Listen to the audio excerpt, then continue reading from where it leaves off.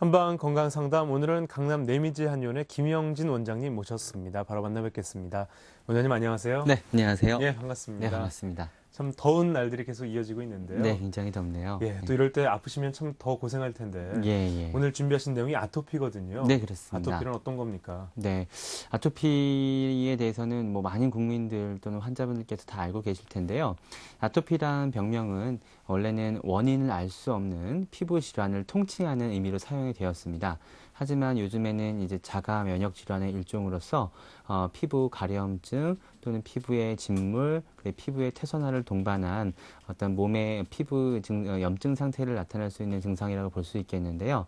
아토피 경우에는 나이대를 구분하지 않고 영아기, 소아기 또는 성인에 더불어서 모든 어떤 계층에 걸쳐서 나타날 수 있는 피부의 증상입니다. 특히 이제 특이적인 증상으로는 소염감과 피부의 발적 또는 피부의 진물 그리고 피부의 각질화, 피부의 퇴선화를 동반한 증상으로 볼 수 있겠는데요.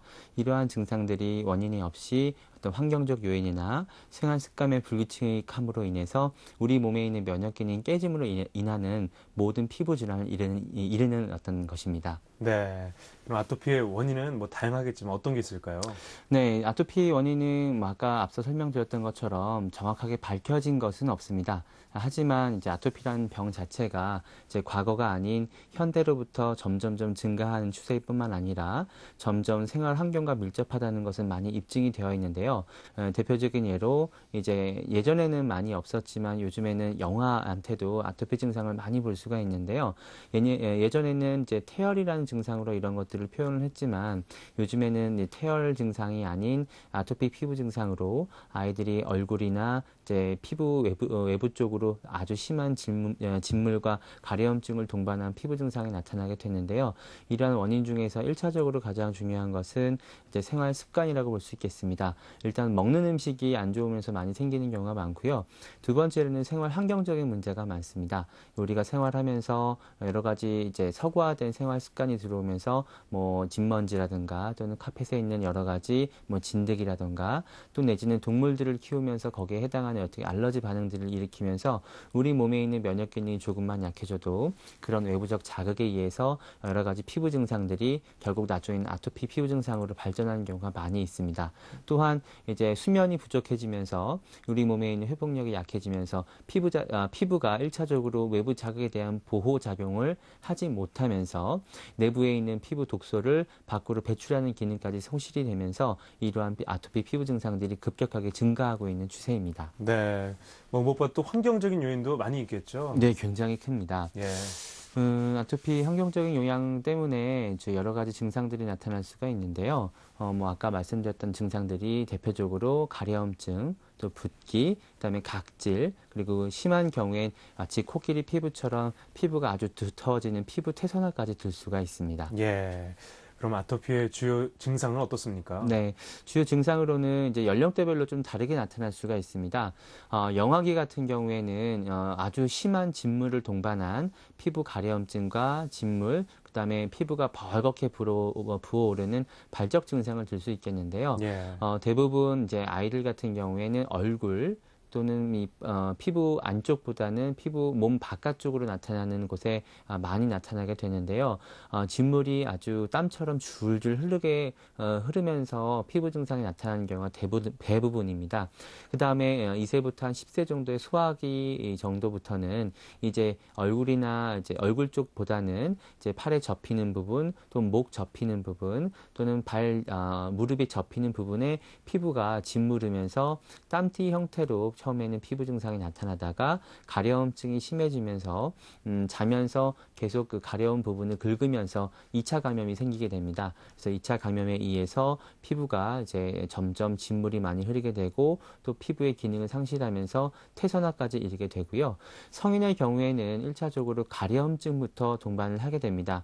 가려움증이 이제 피부 건조함으로 이어지게 되고요. 피부가 건조해지면서 마찬가지로 자면서 또는 생활하면서 피부 자극이 심하게 이제 긁게 되면서 2차 감염으로 인해서 피부의 어떤 염증 상태가 심해지고 더불어서 퇴선화까지 진행이 되게 됩니다. 예. 그럼 최근에 이 아토피 환자들의 추세는 어떻게 나타나나요? 네, 아토피 환자분의 추세는 과거와는 다르게 특별한 연령대에 나타나시는 것이 아니라요. 점점 이제 연령대가 낮아지고 있다는 게 특징적인 추세입니다. 예. 특히나 예전 같은 경우엔 환경적인 영향으로 인해서 이제 면역력이 좀 약하거나 또는 어떤 몸에 있는 체력이 좀 약해진 경우에 약한 어떤 가족이 한 명이 생겼다고 한다면 요즘은 그런 경우가 아니라 비슷한 환경에 노출되어 있는 모든 가족들이 동시다발적으로 나타나는 경우가 상당히 많고요.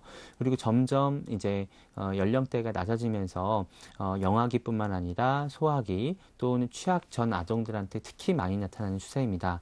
그리고 더불어서 이제 성인들한테도 많이 나타나게 되는데요. 특히나 이제 20, 30대 아주 건강한 신체적 나이로 봤을 때 가장 건강한 세대인 20, 30대에도 아주 다양한 반응으로 아토피 증상이 나타나고 있습니다. 예. 요즘 연령대가 점점 낮아진다 이런 말씀해 주셨는데요. 예. 유아나 아동들의 치료는 어떻게 좀 다른가요? 네, 유아나 아동들의 치료가 참 많이 힘듭니다. 성인들 같은 경우에는 본인이 괴로움과 또는 몸 생활 패턴을 스스로 조절을 할 수가 있기 때문에 어느 정도 본인의 치료 의지만 있다고 한다면 치료 기간에 따라서 치료 기간이 상당히 이제 줄여지는 경우가 상당히 많은데요. 영아기 같은 경우에는 이제 본인이 아픈 것을 표현하기도 힘들 뿐만 아니라 생활 패턴을 조절할 수 있는 능력도 없고 더불어 아직 내부 장기나 뼈가 완전히 성숙한 상태가 아니기 때문에 몸에 있어 강력한 치료를 받기에는 체력적인 부담이 많이 있을 수 있습니다. 따라서 최소한의 치료 스트레스를 없애기 위해서 좀 아픈 침 치료나 몸을 힘들게 할 수 있는 아주 강도 높은 해독할 수 있는 약물 치료는 대부분 금하게 되고요. 네. 우리 몸의 내부의 장기의 어떤 면역력이나 회복력을 키워줄 수 있는 약물들을 사용을 해서 영아기, 소아기 때에는 스스로 내 피부를 회복할 수 있는 회복력을 증강시킬 수 있는 약물 치료가 주가 됩니다. 또한 외치료법을 많이 사용을 하게 되는데요. 이제 외부에 자극이 강한 약물을 사용하는 것보다는 피부를 부드럽게 윤기 있게 해줄 수 있는 보습 효과가 있는 약물들을 사용을 해서 아이들이 외부에 활동을 하거나 또는 수면 중에 가려워서 이제 긁는 증상을 예방을 해서 2차 감염이 더 생기지 않을 수 있는 그런 외치료법을 사용을 하게 됩니다. 네. 성인들의 아토피 치료법은 어떻습니까? 네, 성인들의 경우에는 좀 더 적극적인 치료 방법을 쓰게 됩니다. 예. 네, 1차적인 경우에 원인이 될 수 있는 생활 습관이라든가 모든 패턴들을 이제 바꿔 나가면서 내부적으로 내 몸에 있는 혈액과 장부의 기능이 뒤틀리는 것을 이제 막아주는 어떤 생활 습관 교정을 하게 되고요. 더불어 성인들 같은 경우에는 생활하면서 몸에 쌓인 여러 가지 독소들을 해독할 수 있는 해독 약물들을 주로 처방을 하게 됩니다. 그래서 이러한 경우에는 이제 명현 반응이라고 해서 우리 몸에 있는 독소들이 밖으로 드러날 때 아주 여러 가지 힘든 반응들이 나타나게 되는데요. 이러한 명현 반응들을 수차례 겪으면서 몸에 있는 독소를 몸 밖으로 충분히 해독을 시키고 난 다음에 그 다음에 피부의 조직을 새살이 빨리 돋을 수 있는 피부 조직을 회복할 수 있는 회복력을 키울 수 있는 약물 치료를 하게 됩니다. 더불어서 이제 아주 심한 피부의 증상이 있거나 또는 가려움증이 심한 국소 부위의 피부에는 침 치료나 뜸 치료 또는 자극이 강한 하지만 가려움증을 쉽게 예방할 수 있는 약물 치료요법을 통해서 이제 외치료법을 통해서 적극적인 어떤 피부 진정 작용과 치료 작용을 겸할 수 있는 외부 자극 요법도 같이 쓰게 됩니다. 더불어서 성인들 같은 경우에는 이제 햇볕을 쐬거나 또는 목욕요법을 통해서 조금 이제 피부에 자극이 심하더라도 피부의 염증과 또는 피부의 가려움증을 예방할 수 있는 그런 치료를 같이 병행을 하게 됩니다. 네, 아무래도 아동보다는 좀 더 적극적으로 치료를 할 수 있군요. 네, 그렇습니다. 예. 아토피는 식습관과 밀접한 관계가 있을 텐데 네. 어떤 음식들을 먹어야 하고 피해야 합니까? 예, 아토피 피부 증상을 개선하기 위해서 가장 중요한 것이 무엇보다도 식생활이라고 들 수가 있겠는데요. 예. 제일 중요한 것은 우리 몸에 자연적인 어떤 물질이 아닌 것들은 대부분 피하시는 게 좋습니다. 대표적인 것으로 인스턴트 식품을 들 수 있겠는데요. 특히 분들이 이제 많은 치료를 하다 보면 아토피 피부 증상을 가지신 분들이 정제 설탕, 흰 설탕을 이제 다량 복용을 했을 때 또는 이제 음식에 설탕을 많이 들어가 있는 음식을 복용을 했을 때 아토피 피부 증상이 굉장히 심해지는 경우가 상당히 많습니다. 그래서 이제 인스턴트 식품 첨가물이 많이 들어가 있는 인스턴트 식품이나 또는 색소나 설탕이 많이 들어간 음식은 반드시 금하셔야 되는데요. 이러한 음식을 금하시면서 뿐만 아니라 또 우리 몸에 여러 가지 안 좋은 독소들이 남길 수 있는 음식들을 다 금하셔야 됩니다. 대표적인 경우에 이제 밀가루 음식을 들 수 있겠는데요. 뭐 우리밀로 만든 음식은 그나마 조금 덜하게 되는데 이제 외국에서 수입이 돼서 방부제 처리가 많이 되는 밀가루는 가급적 피하시는 게 좋고요. 또한 기름진 음식에 반응하시는 경우가 굉장히 많습니다. 기름진 음식 같은 경우에 이 기름기가 불포화지방산이 아니라 포화지방산인 경우에 실온에서 이제 딱딱하게 굳어지는 역할을 하게 되는데요. 이제 그렇게 하다 보면 피부의 호흡을 원활하지 못하게 할 뿐만 아니라 혈액이 탁해지는 원인이 되기도 합니다. 따라서 기름진 음식은 절대 금하시는데 그렇다고 육류를 다 금하시는 것은 아닙니다. 불포화 지방산이 많은 오리고기 같은 경우에는 육류임에도 불구하고 드셔도 아토피 피부 증상에 크게 영향을 미치지 않고 오히려 에너지 보충하는 데 좋은 효과를 기대할 수가 있습니다. 더불어서 이제 드시면 좋은 음식을 몇 가지 알려드린다면 생기 있는 음식을 드시는 게 가장 좋습니다. 음식을 제철이 나는 생기 있는 음식 또한 차가운 음식보다는 몸을 따뜻하게 할 수 있는 음식을 드시는 것이 좋은데요. 예를 들어서 밥을 드실 때에도 전기밥솥에 오래 둔 밥보다는 그때그때 바로 지어서 밥을 해 드시는 게 가장 좋으시고요. 또한 이제 소화가 잘 되지 않는 음식도 아토피 피부 증상을 유발하는데 굉장한 원인이 되게 됩니다. 요즘 현미가 좋다고 해서 많은 분들이 현미를 드시고 계시는데요.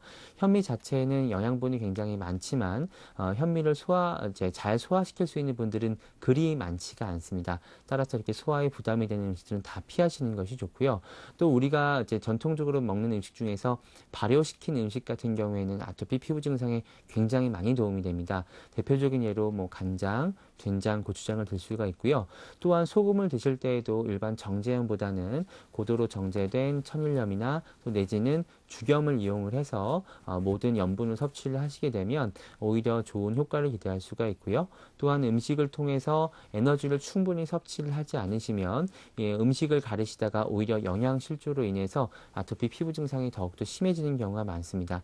따라서 이러한 몇 가지 금하는 음식을 제외하고는 골고루 드시는 것이 가장 중요합니다. 네, 이 부분을 꼭 기억해 두셔야겠네요. 네네. 마지막으로 아토피 환자에게 조언 한 말씀 해주시면서 미니 강의 마치죠. 네, 아토피 환자분들 같은 경우에 피부 가려움증과 피부 증상이 너무 심해서 수면 장애와 여러 가지 굉장한 스트레스를 많이 받게 되시는데요.